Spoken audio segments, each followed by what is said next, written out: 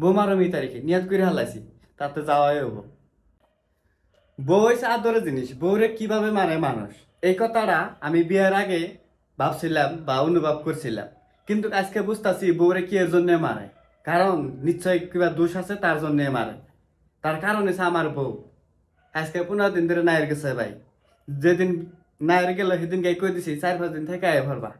যখন 1 সপ্তাহ হয়েছে তখন ফোন মারছি বলে আয় ভরা, আমার খাওয়া দাওয়া অসুবিধা হয়েছে। কারণ আমি নিজের আইন দেখার নাকি, বাড়িতে মানুষ নাই।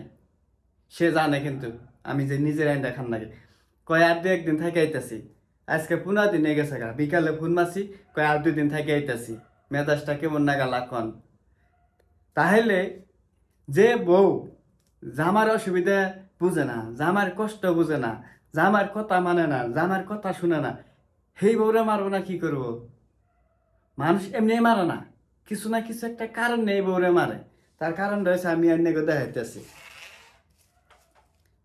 এই যে দেখেন, এই যে আমি কিন্তু রান্না বান্না করছি সবাই। এই যে গ্যাস বন্ধ হয়ে গেছে, দেখ কনি বহাইছি, এই যে দেখাইতেছি। এই যে কনি, এটা কিন্তু একদম গরম। এই যে কনি রাখলা ছাকলা। তাইলে যে বউ জামার কষ্ট বোঝে না, জামার অসুবিধা বোঝে না, সেই বউ মারি খাইব না কেরা খাইব?